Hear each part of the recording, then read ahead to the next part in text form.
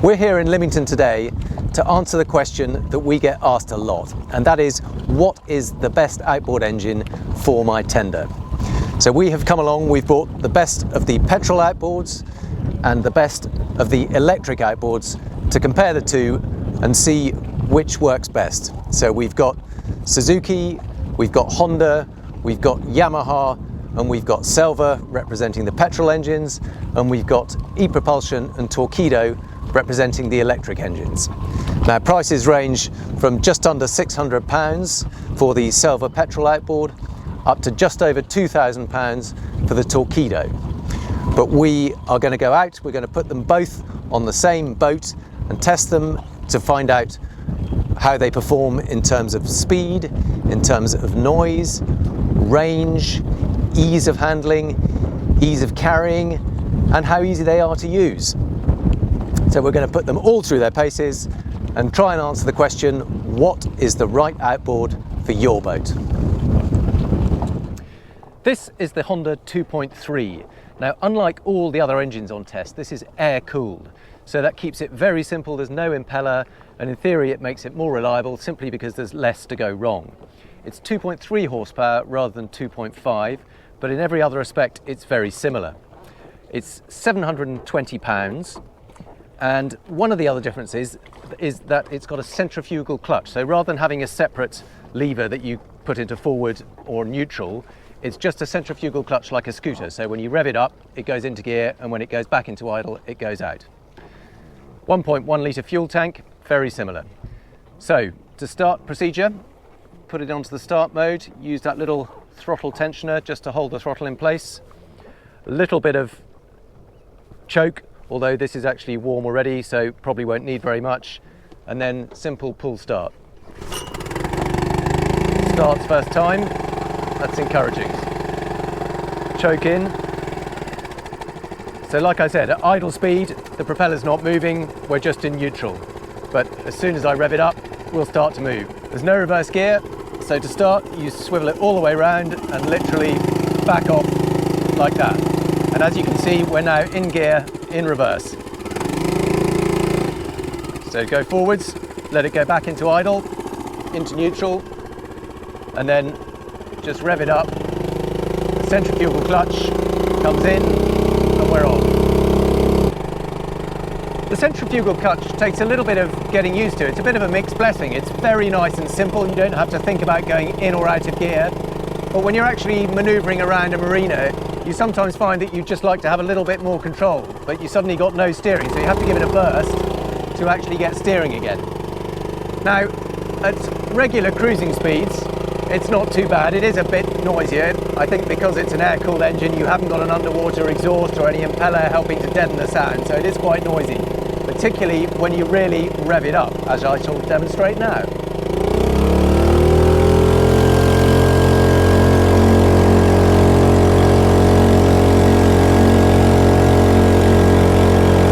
I don't know if you can hear me speak. I'm going to ease off. Frankly, I can't even hear myself talk at that speed, so it is really quite noisy when you're flat out, whereas when you're cruising, it's perfectly acceptable. So we're using an F275 rib, which has a nice, proper, rigid base, so we get a good, accurate speed.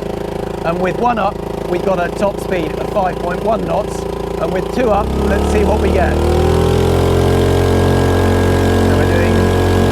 3.9, 4.3,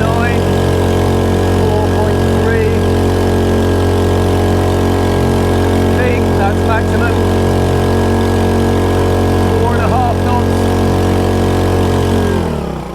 Okay, so not actually a lot of difference. With two up, we got 4.5 knots. With just me, it was 5.1 knots. So fairly consistent, which suggests there's a decent amount of torque there. We might just try it briefly in the other direction to see if wind and tide make a bit of a difference. So we'll just turn it round. Again, using that centrifugal clutch just to keep a little bit of revs going through it. And let's rev it up again.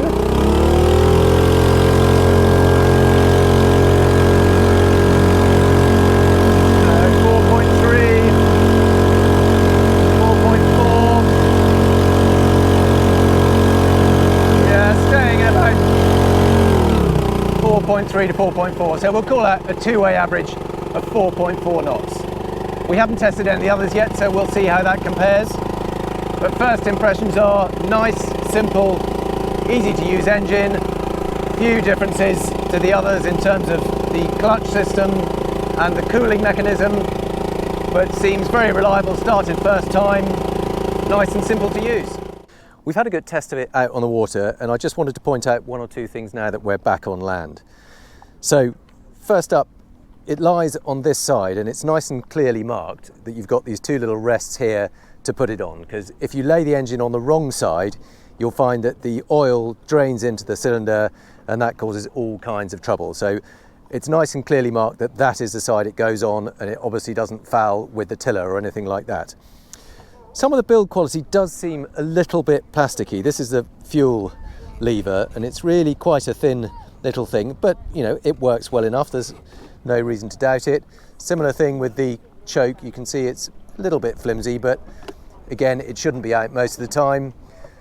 Quite a crude clamp bracket, just these metal bars. But I sort of admire Honda. They've obviously gone for maximum simplicity and lightness. And to be fair, it is very nice and light. 13.5 kilo is about as good as it gets for a 4-stroke engine. And it's very nice and portable, good, comfortable handle, and a decent sized fuel tank. So it's got everything you need. It's simple, it's basic, it should be very reliable because there's not much to go wrong. Seems to perform well enough, but that noise could be an issue. Let's see what it's like once we've tested all the other engines and see what kind of conclusion we come to having done that. So this is the Yamaha 2.5 horsepower. The retail price is £760. It's a water-cooled 2.5 horsepower 4-stroke outboard. And one of the nice things about this is you can lay it on any of 3 sides. So you can lay it anywhere you like, and it should be fine, which I have to say is a big benefit, because it's remarkable how often people do accidentally put it the wrong side up, and that can really ruin your day. Now, the first thing to notice is it is quite a bit heavier than the Honda. It's 17 kilos. With the fuel in, we reckon it was about 17.2 when we weighed it. So it does feel quite a lot heavier, but then it also looks rather more robust. You can probably see it's a really nice chunky throttle grip here. You can see rather than just a thin moulding, that's a nice chunky rounded tiller. This whole bracket looks a little bit more substantial. You've got these nice plastic, much more comfortable clamps. You've got a gear stick, so rather than the Honda's centrifugal clutch, there is a proper in and out of gear. There's only forward and neutral. None of the engines have reverse. And even the choke, when you pull it out, you can see there's a little metal shaft. So it all feels a little bit more robust, which might explain why it's also a bit heavier. It's also quite a physically larger engine. This whole casing is quite a large, bulbous, round casing. It's a slightly higher capacity, so it produces 2.5 horsepower, a little bit more power. It's also slightly larger capacity cylinder. Well, they're all single cylinder, but the bigger capacity should mean it's a bit torquier too. So to lift, there is a nice comfortable grab handle on the back, but you do notice that extra weight.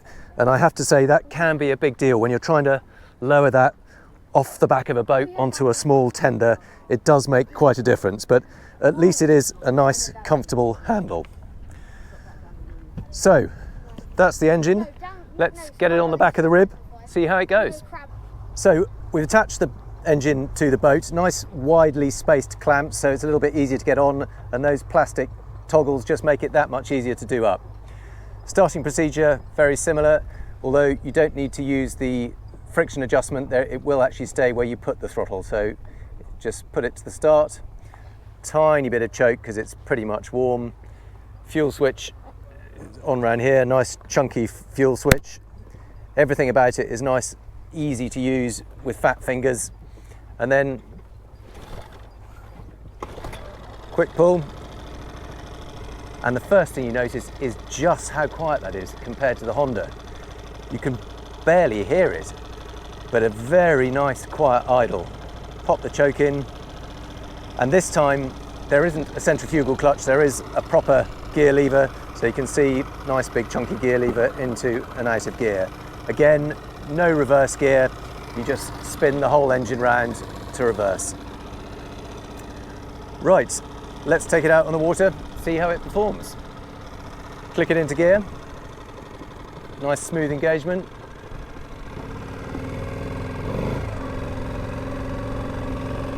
Now I like the fact that it isn't a centrifugal clutch because it means you can go along absolutely at idle speed and it gives you a bit more controllability. So you can leave it in gear and you get nice gradual steering. When you're moving around a marina just trying to come alongside a pontoon or a boat, just gives you a bit more control, and you've still got the option to go into neutral and just knock it back into idle. So into forward gear. Let's go down river to start with. See what she'll do. Hope we don't get too wet. There's a little bit more breeze. So we're up to 4 knots already. 4.3. And the nice thing is, I can actually still hear myself talking. We're flat out now, doing 4.7 knots, so it's a little bit of a wash.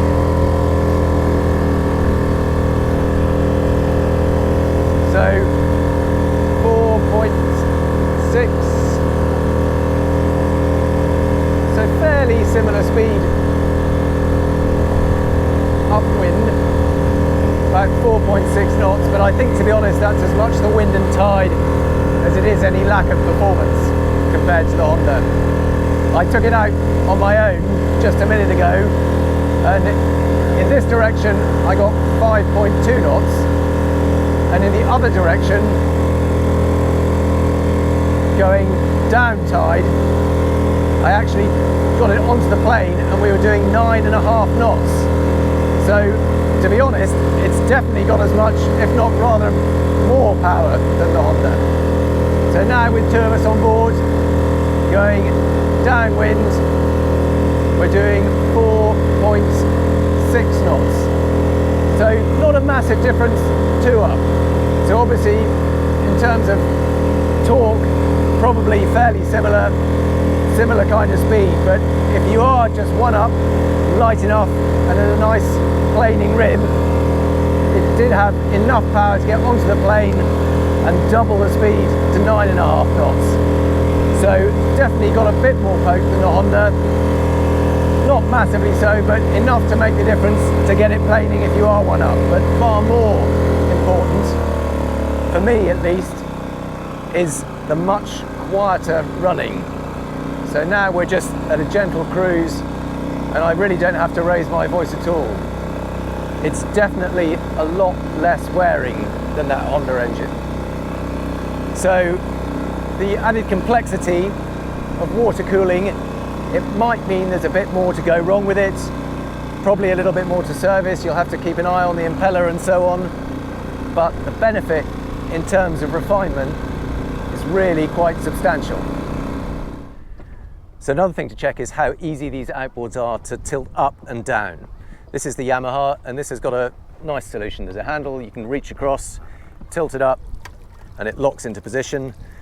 And if you come round on this side, you can see there's a little metal latch, and that's what holds it in position. Lift that up, it's nicely sprung, and then gently put back down again. So very neatly done on this Yamaha. This is the Suzuki 2.5 horsepower outboard, and it sits somewhere between the Honda and the Yamaha. It's almost as light as the Honda. It's 13.5 kilos, about 14 kilos once you've got fuel on board. It is water cooled rather than air cooled like the Honda. It has a 5-year warranty. In fact, they all have 5-year warranties except for the Honda, which has a 6-year warranty. And it's priced at £685, so a little bit less than both the Yamaha and the Honda. In terms of build, it's again probably somewhere between the two. In order to keep it light, they've had to build it relatively lightly, so little things like the clamps are not quite as chunky as the Yamahas. They're a little bit flimsier, not quite so nicely finished. The throttle handle, the tiller, again not quite as robust as the Yamaha, but probably quite similar to the Honda. We've got the fuel gauge under here. nice easy to reach plastic one. In terms of lying down, you do have to lie this down on the correct side, and rather counterintuitively you actually lie it on the handle side. So you can see there is a little rest there, and then it just lies on the handle. So you can only put it down in that direction. So it is something you need to be quite careful of, because you don't want the oil running through the cylinder. But other than that, there's a nice carry handle, relatively comfortable, and at 13.5 kilos, very similar to the Honda. Feels a tiny bit heavier in the hand, but not a lot in it. But it has got the water cooling, so it'd be interesting to see how refined it is compared to both of them. So let's put it on the boat, see how it runs.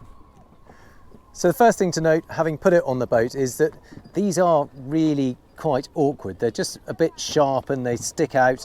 And yes, you can do them up all right, but it's just not as comfortable as it is, in fact, on either the Honda or the Yamaha. It's also a little bit fiddly to lift up. You can get it all right, it's nice to get it up on the handle, but to put it down again, you have to kind of lean over and find this little lever here on the side there. It's just all a little bit flimsy and awkward compared to that nice Yamaha setup. It doesn't feel quite as robust, but in every other respect it's very similar. You've got a forward and neutral gear, got the fuel lever under there, and throttle on this side. So same starting routine, little bit of choke, set the throttle, and again there's a resistance to the throttle, so it is sprung, but you can just tighten it up and set it there. Then one pull and it's away, very nice and easily. Choke in, and a lovely quiet idle. I've just been out actually taking some noise figures, and this is a tiny bit noisier than the Yamaha, but not very much at all, and certainly a lot quieter than the Honda. But very similar sound to the Yamaha. It's a nice quiet idle, and in fact we've got the telltale pouring cooling water out, so you can see it's very much a water-cooled engine, which helps keep it all a little bit quieter. So nice smooth idle. Let's take it out on the water, see how it performs. Into gear, nice and smooth. Again, not quite as chunky as the Yamaha, but easy enough to control. Just going to ease off on that resistance a bit, and let's pick up some speed.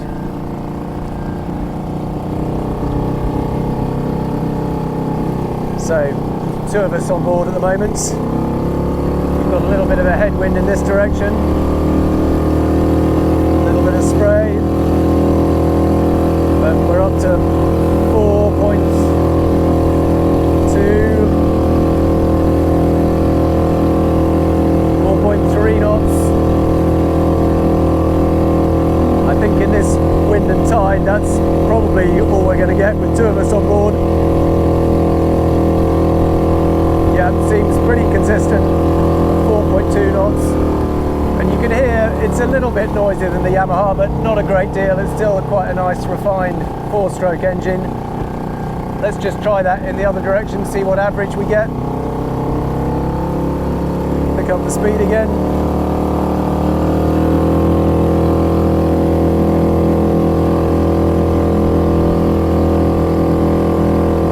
Got a little bit of wind with us, so we're up to 4.6 now.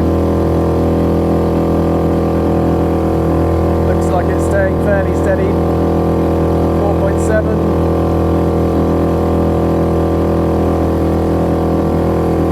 Yeah. So two-way average of round about 4.4 knots. When it was just me in the boat, I got just under 5 knots in that direction and about 6.5 in this direction. So average again about 5.5 knots. Not quite as quick as the Yamaha. The Yamaha is able to get on the plane. It was only just, but it made a massive difference. So we're up to 9 knots in this direction because we got on the plane. But in displacement mode and with 2 up, very, very similar. The only other thing I've noticed about this engine is that when you go into a tight turn, it tends to cavitate a little bit. So it's a little bit jerky. So if you put the power on and put it into a tight turn, much. Maybe that was just with one up, but when it was just me on board, if I turned it a bit too tightly, the propeller just seemed to temporarily lose grip on the water a bit before finding it again when you're straightened up. So I'm not quite sure if that's just the shaft is a little bit shorter or if it's cavitating, but didn't feel quite as controllable around the marina as either of the other engines, and particularly again the Yamaha. But in terms of refinement and usability, very similar, and because it is usefully lighter than the Yamaha, it's around sort of 3 kilos lighter, it does make it easier to move around, which is an important consideration. So this is the Selva Guppy 2.5 horsepower. Selva is an Italian brand, but this particular model is built in China. So some of the useful features about it, first of all, price. This starts at £579, which is usefully cheaper than some of the competition. I'm told there is a bit of a price review coming now we've left the EU, but in the meantime it's a useful price advantage. But it still comes with a 5-year warranty, which is the same as all the competition, bar the Honda, which has a 6-year warranty. It's also one of the lighter engines on test, so it's 13.5 kilos like this, which is about the same as the Honda and the Suzuki, but usefully lighter than the Yamaha, for instance. Other things to point out, it's got one of the largest capacity cylinders, so it has an 87cc single cylinder engine in there, which again should mean that it's nice and torquey and gives good acceleration, particularly relative to its weight. In terms of the features themselves, we've got a nice clamping system here with some comfortable plastic clamp screws on it. Makes it a bit more comfortable to use than some of the bare metal ones. As a positive gear lever, we've just got the neutral and forward. There's no reverse on any of these petrol ones, at least. Choke switch in there. It's plastic, but it's nice and solid, so it's not too flimsy. Over on this side, so it lays down on one side only. Like a lot of the engines, it has to be laid down on the correct side, and this one is slightly counterintuitively, it lays down on the tiller side. So it rests on the tiller, and there's a little nodule there to carry the weight.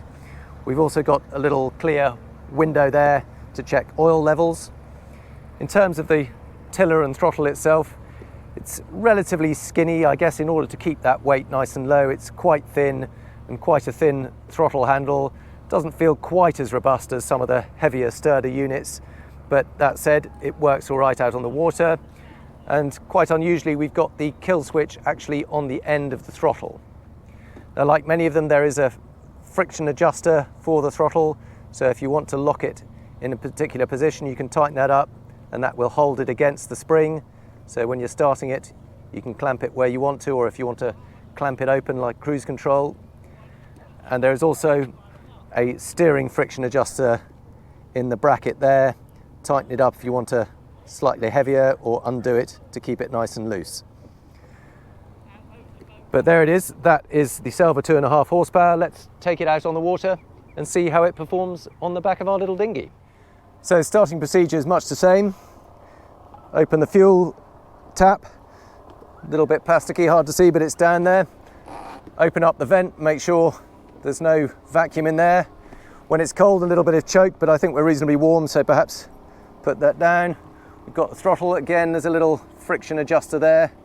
Can maybe lock it off with a little bit of revs on just to start it, and then pull the cord. Whoop. Okay, feels a little bit stiffer to start than some of the Japanese ones, and then into gear on this side, and we're away. It's the first of these Selva engines that I've tried for a while, actually, and they're built in Italy, so it should be interesting to see how it compares with some of the Japanese models. So first impressions are, it's relatively lightly built, but it's quite a high capacity. We've got a nice firm into and out of gear, relatively quiet idle. Let's point it downriver, give it plenty of revs and see how it goes. So we've got the two of us on board at the moment. Nice calm conditions, no breeze at all. And we're doing just over 5 knots, 5.8. dropped back down to about 5 knots. So in this direction we've got just about a steady 5 knots, which is pretty impressive actually with the two of us on board. Let's turn it round. Try again in the other direction. Just taking account of any wind and tide. Full revs. I've got to say it's a little bit noisy at full revs. It's not as noisy as the Honda, but it probably is a little bit noisier than the Yamaha and the Suzuki from what I can hear at the moment. And in this direction we're doing again about 5.2, 5.1, yeah, around about 5 knots in both directions. So in terms of performance it's right up there with the Japanese models. It's got a slightly bigger capacity single cylinder engine, so it's probably nice and torquey and certainly got all the power. They're obviously all rated at 2.5 horsepower, so there shouldn't be much difference in terms of absolute power, but in terms of torque and acceleration it can make a difference. But I would say initially it sounds a little bit noisy, so I'm going to go away and do some sound reading figures, see how it compares, and do some 1-up speed figures too. But first impressions are similar performance, but just a little bit noisy at full revs. That concludes part 1 of our 2 to 3 horsepower petrol outboard engine group test. Don't forget to tune into part 2, where we'll be looking at a couple of market-leading electric alternatives.